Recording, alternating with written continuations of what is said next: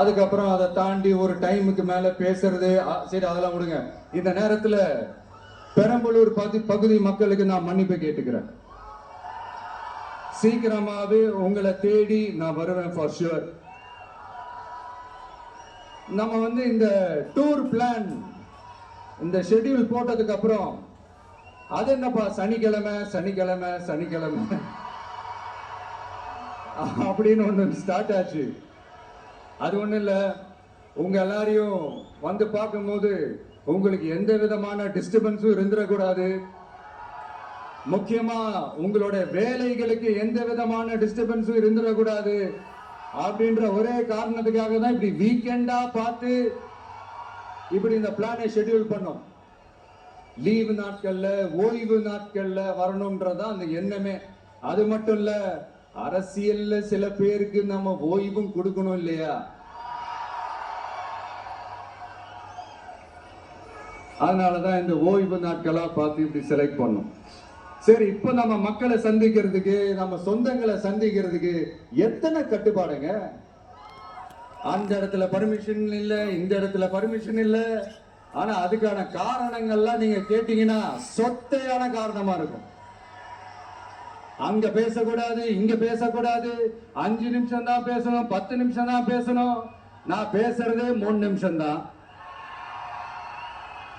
அதுலயும் அது பேசக்கூடாது, இதை பேசக்கூடாதுன்னு சொன்னா அப்புறம் தான் எதை தான் பேசுறது.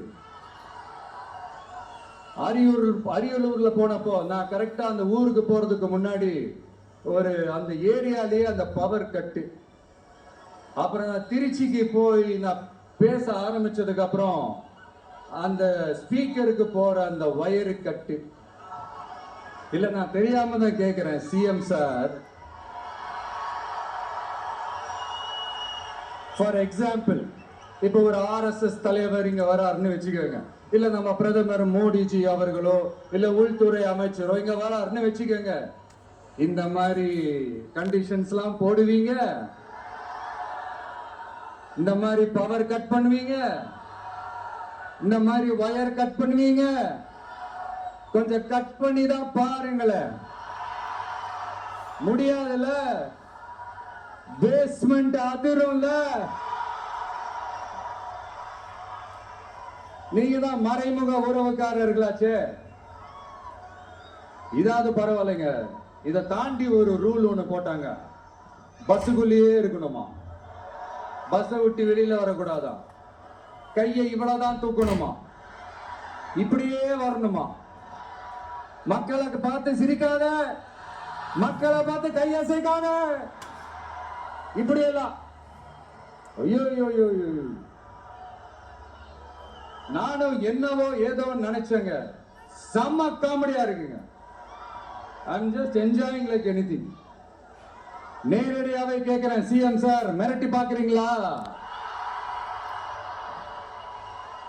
அதுக்கு இந்த விஜய் ஆள் இல்ல சார், அதுக்கு நாம ஆள் இல்ல சார். என்ன செஞ்சிருவீங்க? மேக்சிமம் கொள்கைய சும்மா பேருக்கு மட்டும் வச்சுக்கிட்டு குடும்பத்தை வச்சு கொள்ளையடிக்கிற உங்களுக்கே இவ்வளவு இருந்தா,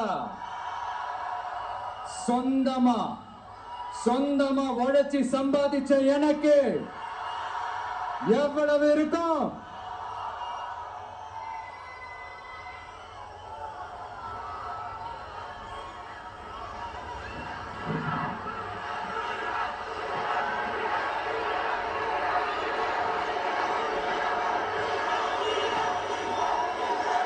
தேங்க்யூ நண்பா.